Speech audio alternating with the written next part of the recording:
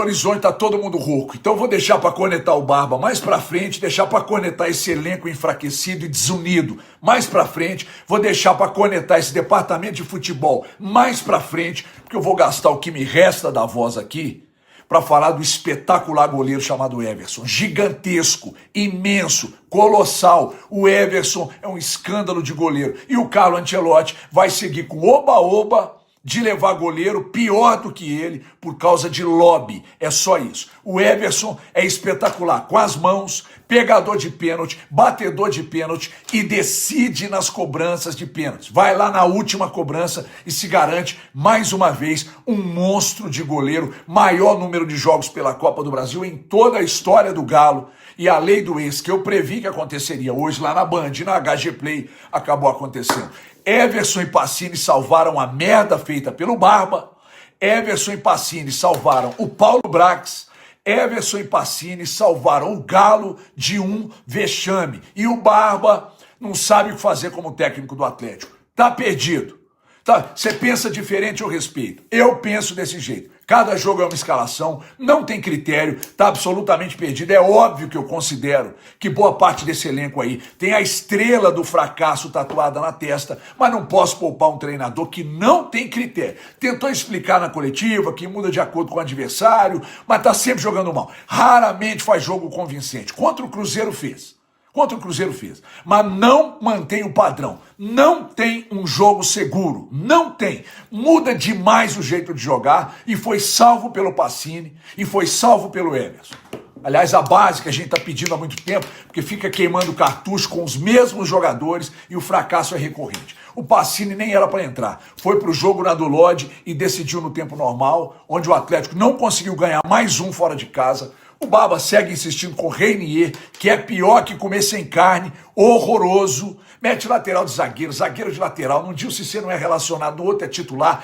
Cada jogo é uma zaga diferente, cada jogo é um ataque diferente. Vá a merda, cara. Vá a merda, na moral mesmo. Em resumo, o trabalho do Barba até aqui é ruim. Não vou dourar pílula para treinador e muito menos para departamento de futebol com gente incompetente comandando. Enfim, eu como resultadista valorizo a classificação. Ela aconteceu de forma culposa, sem a menor intenção, mas está na próxima fase. Então, méritos totais ao Pacini pela coragem e pelo gol, ao Everson, que é imenso, e nota 0 pro Barba, que aliás está sem energia ali na margem do gramado. Né, Barba? Você tá morto, porra?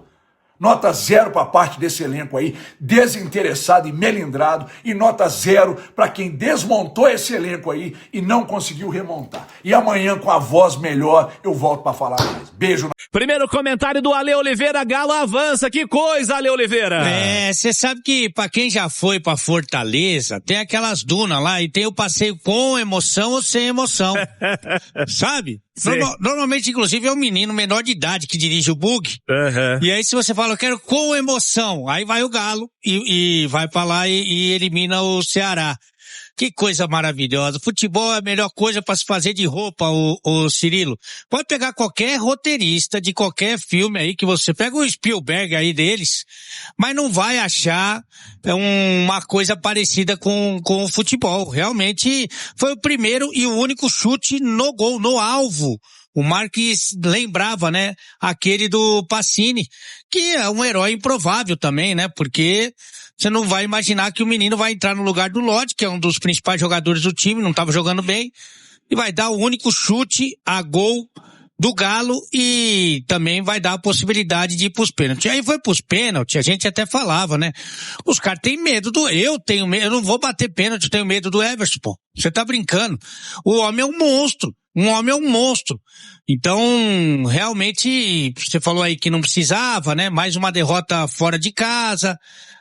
Eu acho que tudo, para quem é inteligente, eu tenho certeza que a comissão técnica do Atlético e muito aprendizado. É aprendizado de fazer escolhas, sabe? De fazer economias na parte física, na temporada.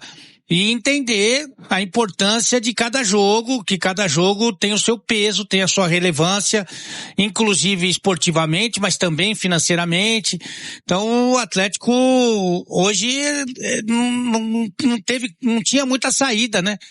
Mas aí na base da vontade, da garra, da determinação, conseguiu levar essa partida para as penalidades, e aí nos pênaltis é até covardia. Eu até sugiro aí para a CBF, viu, Cirilo? Se em algum outro momento, agora a partir das oitavas de final, das outras fases aí, se alguém for para a disputa de pênalti com o Atlético contra o Everson, tem o direito de se retirar. Para não, sabe, não, para todo mundo ir para casa mais cedo e tal, porque o Everson é um monstro, viu? E eu até já vou me antecipar pedindo desculpa pro Pacini, que deve estar muito feliz hoje, deve estar numa noite, de realização, né? Mas não, o Everson é brincadeira, o Everson é piada, também na disputa de pênalti. Eu já disse aqui em outra ocasião, é um goleiro incomparável na história do Atlético, incomparável. É evidente, né? A história do melhor, do maior, tem critérios aí que podem ser estabelecidos, mas é um goleiro que salva o Atlético com constância nos últimos anos. Equipes que sofrem dentro de campo, sempre tem o Everson para salvar em determinados momentos, em vários momentos, né, melhor dizendo. Tem disputa de pênalti, o homem pega pelo menos 2 em todas as disputas de pênalti. Cirilo. É o goleiro que bate pênalti também e decide vaga pro Atlético. É um goleiro incomparável na história do Atlético, cara que não se omite, cara que nos momentos ruins vai lá e dá entrevista, dá justificativa, que nos momentos bons tá lá para celebrar também. É uma liderança, é um goleiro incomparável na história do Galo. No fim de semana, desse jogo aí contra o Mirassol, ou Ale Oliveira, nessa história de rodar elenco, de preservar, de fulano tá cansado, fulano tá mais ou menos, contra o Mirassol é pra jogar todo mundo, né? Contra o Mirassol, teoricamente, mas hoje teve um desgaste a mais, né? Que é jogar o jogo inteiro com um jogador a menos, tem essa aí. E também no Campeonato Brasileiro, você falou do Scarpa aí que comemorou, o Scarpa tem que comemorar porque ele só pode jogar na Sul-Americana, né? O Scarpa, o negócio dele é a Sul-Americana, se ele jogar mais com a camisa do Galo, vai ser na Sula, né? Tem isso, né? O Scarpa tem 10 jogos. Ele ainda tem um limite, né? Ele pode jogar, ele não pode fazer 13, né? Ele pode fazer 13 jogos, tem mais 2 pra fazer, né? Aliás, dos 3 ele só pode jogar 2. Nessas aí, o Dudu também não entra em nenhuma competição, hein, cara? Nada. O Dudu não pode entrar mais, senão inviabiliza... Não, mas tudo bem, mas na Sul-Americana o time tava perdendo o jogo. Hoje podia jogar também, porque a Copa do Brasil esse ano mudou. Esse ano, inclusive, o Hulk jogou o primeiro jogo, né? E pode atuar pelo Fluminense, porque esse ano, só a partir da próxima fase. Quem jogar a próxima fase aí não pode trocar de time mais. Porque os brasileiros, porque os times da Série A do brasileiro foram inseridos apenas nessa etapa, né? Apenas nessa quinta fase. E como tem essa parada da Copa do Mundo, eu acho que esse ano eles fizeram isso diferente, né, Cirilo? Até pra não... Já teve várias Copas do Brasil aí, que eu me lembro, o Davidson não pôde jogar pelo Galo, você lembra, né? Sim. O cara jogava lá nas primeiras fases. A primeira fase e não podia jogar o resto. Agora... por exemplo, o Dudu podia jogar hoje ali e se transferir para outra equipe no segundo semestre, mas não jogou também. Mas enfim, o Mirassol tá na zona do rebaixamento, embora tenha classificado na Copa do Brasil e faz uma ótima Libertadores, e o Atlético tá a 1 ponto da zona do rebaixamento. 1 ponto. E na sequência tem a Sul-Americana. Quer dizer, eu não entendo mais nada, mas imagino que o Campeonato Brasileiro seja prioridade, aí você dá uma rodada na Sul-Americana, volta a jogar no Brasileiro completo de novo e termina a participação na Sul-Americana. Eu penso assim, mas pelo jeito aí, que a gente viu lá no Uruguai, não é assim que o treinador pensa. Vamos lá, Ale Oliveira, conversar mais sobre o jogo. O Barba Domingues dizendo de problemas defensivos durante toda a partida e no fim das contas o Atlético se manteve tranquilo mesmo jogando mal. Enfim, fato é que jogou mal pra caramba, né, Ale? Muito mal, claro que condicionado com a expulsão, né, do Cissé, muito precoce, não tinha muita saída. O que ele poderia ter feito perdendo de 1-0 com um jogador a menos, um resultado que levaria a partida para as penalidades, ele poderia ter reagido mais rapidamente, né? Tentando remontar a equipe. Por quê? O Ceará vindo para cima, nessas condições que eu citei, ele tinha em campo o Cassierra, o Renier e o Minda jogando como ala pelo lado direito.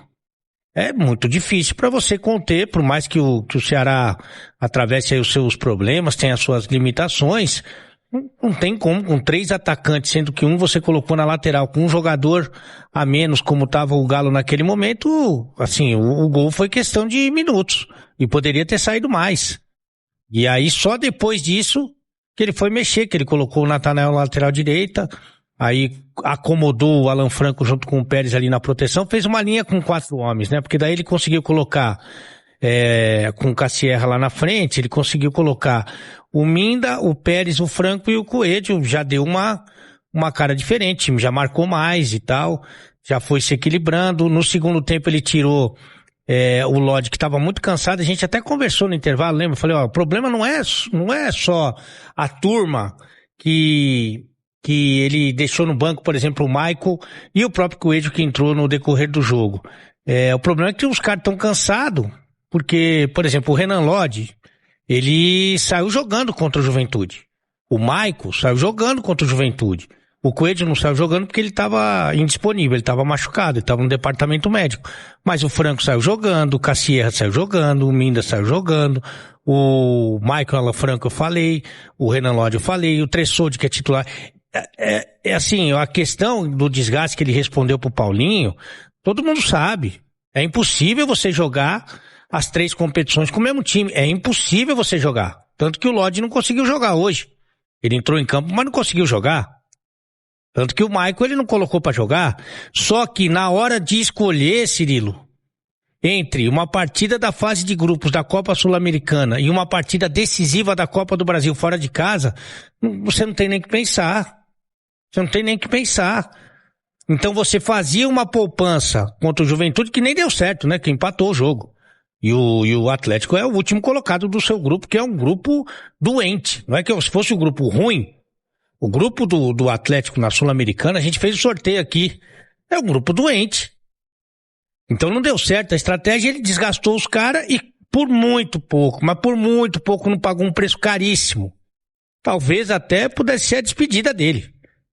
Porque ia ser difícil até para argumentar, né? Eu sou um cara, por exemplo, que defendo a sequência do Eduardo Domingues com as ressalvas que eu acho que é nossa obrigação fazer aqui. Mas o Atlético tá 1 ponto da zona do rebaixamento, o último colocado do seu grupo, que é um grupo muito fraco na Sul-Americana, e se é eliminado de forma precoce da Copa do Brasil, é difícil para você defender.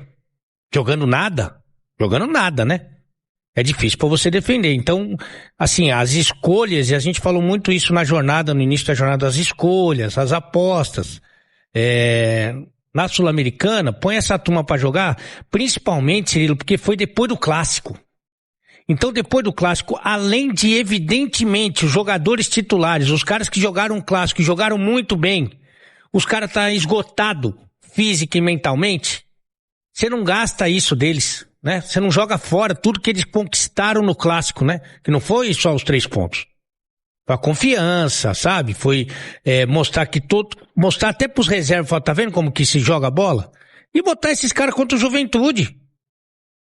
Botar os caras pra jogar. Bota aí o Dudu, bota o Scarpa, bota o Alexander, aí bota o Vitor Hugo, que agora eu não sei o que ele se apaixonou pelo Vitor Hugo, meu Deus do céu, zagueiro. É o problema ter jogador ruim no elenco, né? Nossa senhora, meu. Mas enfim, aí ele fez a escolha de jogar com o time titular, que é quase uma exceção. Você pode pegar aí todos os representantes brasileiros na Sul-Americana, você vai ter dificuldade para achar um time que jogou com o time titular nessa fase de grupos. E aí, uma hora chega a conta e chegou hoje. E entre as escolhas dele, de botar no banco, e os caras que estavam cansados que tiveram que sair. Mas no final das contas, foi o que ele falou lá, deu tudo certo, mas que sirva de aprendizado, que sabe, que todo mundo entenda as situações, porque na Sul-Americana tem uma questão que é muito importante, né? A maioria dos times brasileiros tentam ser eliminados, mas não consegue. Eu falei aqui que o Galo é o último colocado do seu grupo. Você quer apostar que o Atlético vai classificar? Você quer apostar comigo que os 2 jogos como mandante o Atlético vai se classificar? Vai pra aquela... Como segundo, né? Isso. Pelo menos como segundo. Vai pra aquele limbo lá que ele foi no ano Playoff lá. passado, pra jogar mais 2 jogos num calendário... Adiar jogo do brasileiro. Nossa senhora. Mas vai classificar porque o time brasileiro não consegue ser eliminado. Ele tenta, mas não consegue. Mas daí coloca outros caras pra jogar. Prioridade. Campeonato Brasileiro, 1 ponto acima da zona do rebaixamento. Copa do Brasil, campeonato que paga um dinheirão, que leva para Libertadores, que a partir de agora praticamente só vai ter jogo bom. E aí, se sobrar alguma coisa, você vai na Sul-Americana.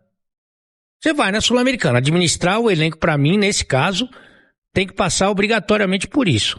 Ô Ale, nessa história aí das falhas, né, das avaliações aí que você tem feito quanto ao trabalho do Barba Domingues, o que fazer de diferente, hein, cara? Em especial já para esse próximo jogo, né? Já para essa próxima partida, porque até o Azeredo perguntou dos trabalhos do Barba terem sido destacados anteriormente pela segurança defensiva, né? E não vem sendo seguro o sistema defensivo do Galo, com 2 zagueiros, com 3 zagueiros, com 1 zagueiro, é a mesma coisa. O que fazer de diferente, hein? Pra já a partir de sábado tentar dar uma virada nessa chave aí. Lembrando, tem o jogo da 16ª, 17ª e 18ª do Brasileiro. E mais 2 jogos de Sul-Americana. 5 partidas até a pausa no fim de maio. O que fazer de diferente a partir de agora, hein, Ale? Eu acho que ele não tem 3 zagueiros. Eu tenho falado isso já há algum tempo. Ele não tem 3 zagueiros. E hoje pra mim foi mais uma prova disso. Você tem o Dianco voltando, mas distante, muito distante da sua melhor fase. O Vitor Hugo não considero. O Ivan Roman, que eu acho que tem um futuro, mas precisa de sequência, de confiança, precisa de minutagem. E ele tá tirando toda a confiança do garoto. Toda. Saiu chateado de novo, né? De novo, e com razão. E tem o Tressoldi, que pra mim é ruim, mas tá fazendo o dele. O Alonso, que vai embora. E sinceramente, o Alonso nos últimos tempos não tem jogado nada. Então, para você pegar dessa turma toda que eu citei, ô Cirilo, e ainda ter que escolher 3, para escolher 2, eu ia falar 1, mas como eu sou um cara bonzinho, para você escolher 3 desse, não vale a pena, a conta não fecha. Sendo que você pode ficar mais protegido com mais gente marcadora no meio campo. Entendeu? Se você faz um meio campo mais povoado, você deixa a sua defesa assim menos exposta, principalmente na presença do Pérez, que andou fora aí em alguns jogos. Eu lembro do jogo principalmente contra o Flamengo, que tomou de 4 em casa, que ele não colocou o Pérez pra jogar. Ele tem um primeiro volante no elenco, ele não coloca o cara pra jogar contra o Flamengo. Vai colocar contra quem? Contra o Porto Cabelo lá? Então, assim, você povoar o meio-campo, trazer caras que marcam, e você tem opções, né? O que me chama mais atenção é isso, você tem alternativas, você pode botar o Pérez, você pode colocar o Franco, você pode colocar o próprio Cissé, que hoje foi mal, mas você pode colocar, né? Você tem o Alexander, que pelo jeito vai ganhando mais moral com ele. Você tem opção para jogar ali no Michael, né? Que é titular absoluto. Então você monta um meio campo mais pegador, protege mais a sua defesa, dá mais liberdade pros jogadores de frente, né? Você desobriga eles a correr tanto para trás. Então acho que esse é um primeiro passo, né? Então você tirar esse negócio de 3 zagueiros, que isso aí até porque você não tem nenhum ala pela direita, né? O Lodi apoia muito bem, é verdade, mas pela direita você tem muita dificuldade ali. O Natanael, que tem jogado, não funciona bem do meio para frente. Então, 2 zagueirinhos, sabe? Coloca ali um meio-campo mais recheado, faz o simples, e aí dá um pouco mais de liberdade para os atacantes. Eu acho que seria o meu Atlético ideal. Nessa história de mais liberdade para os atacantes, quem tem jogado bem ofensivamente, hein, Ale? Eu acho que essa dupla aí é uma dupla que veio para ficar, né? Não para jogar meio e fim de semana toda vez, mas Cassier e Minda, eu acho que é uma dupla que veio para ficar, né? Então, acho que é o que você tem que considerar. O Coelho, ele é muito voluntarioso, um cara que chuta bem, tem ali 1 contra 1, mas toma muita decisão errada, muita decisão. Eu acho que, dependendo do jogo, quando o Atlético for protagonista, contra um adversário menos forte, jogando na Arena MRV, aí você pensa em 3 atacantes e tal. Mas no meu Atlético, você povoando ali o seu meio campo, com o Pérez, pra mim é uma figura importante. O Vitor Hugo, quando estiver bem, é fundamental. O Maicon é titular absoluto. Tomara que o Alexander retome aí uma condição. Você tem um meio campo forte, cara. E aí, se você dá moral principalmente pro Minda e pro Cassierra, você tem ali, mas você tem que jogar diante dessa estrutura e dessa limitação. Então eu falei aqui de um meio campo com 4 homens, 2 atacantes, um de velocidade e outro de referência. Chama o adversário e joga no erro, né, Paulinho?